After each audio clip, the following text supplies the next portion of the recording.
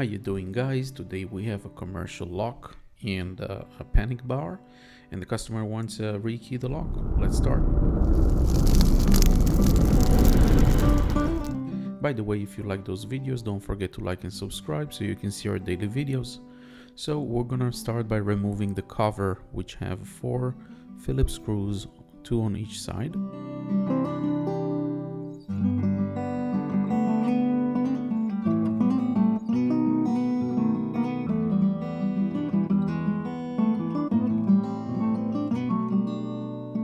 We're going to push on the push bar, and it's not enough, so we're going to push the latch a little bit and pull the entire cover.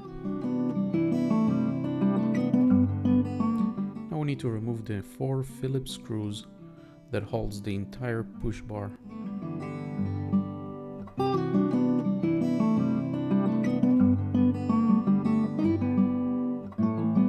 We want to keep holding both sides because we don't want the push bar to bend and fall down.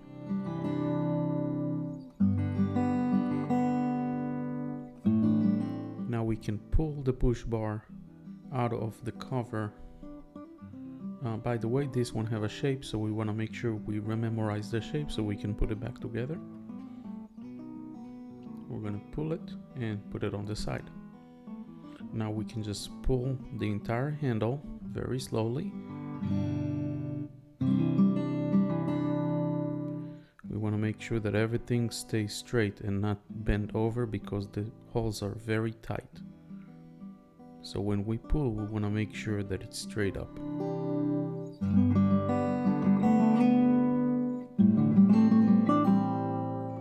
And now we can get this lock and rekey it. So there is 2 Phillips screws at the tail of the lock. We're going to remove those 2 with a small Phillips screwdriver.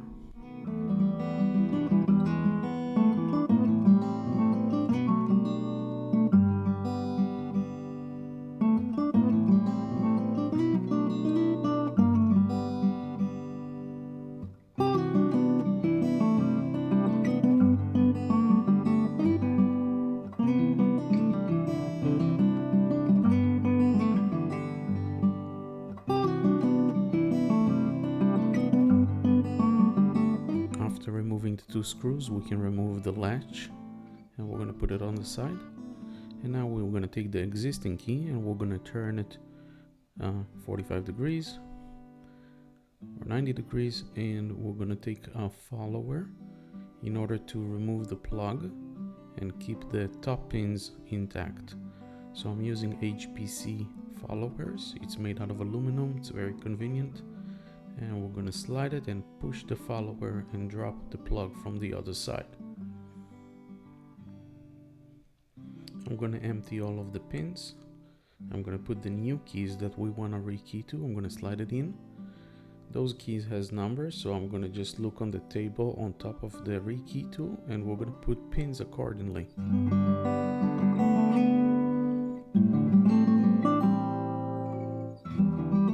You want to make sure that all of the pins are straight and flush against the plug. Now this lock, we're going to check if there was 6 or 5, but it most likely had only 5 pins, even though there is 6 chambers. So after all the 5 pins are straight, I'm going to take the mechanism and I want to check the 6th chamber. So I'm going to pull the follower from the back to see the last chamber very slowly. And it looks like it's empty. There is no pins or springs inside, so that means we're not going to put the 6th pin because it's going to get stuck inside. After we put all the 5, again with the 90 degree, we're going to slide it and test the keys, and I'm putting a finger and pulling out the key so the plug is not coming out. I'm going to test another key. Everything works perfect, so we're going to reverse the procedure. I'm going to put the latch back, and now I'm going to put the 2 Phillips screws.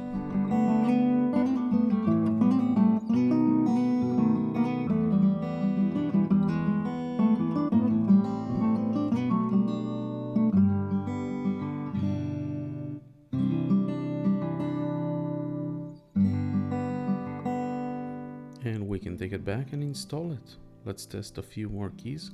This is the old key, HAGER key, and that doesn't turn anymore. And the new keys that we just put in works perfectly. Now the way it works in the back, when you turn the key, it moves right and left, and that blocks the handle from coming down and opening the door. So we're going to keep it in the unlock position, and let's install it back.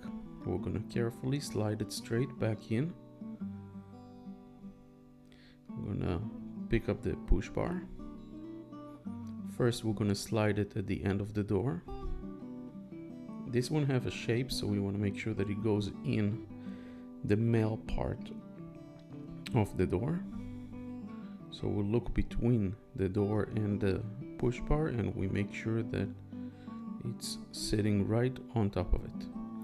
Now we're going to put the 4 screws. It has a little bit movement, so we want to make sure we're holding it on the right angle. We don't want to put pressure on those screws. So first I'm going to hold it and tighten a little bit. 2 of them. I'm going to tighten it with a screwdriver. You don't want to over tighten it because it's not going to fit exactly on the door.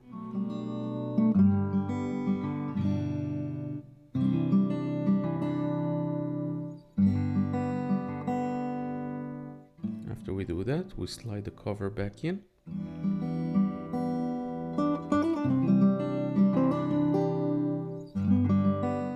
We're going to put the 4 screws that keeps the cover.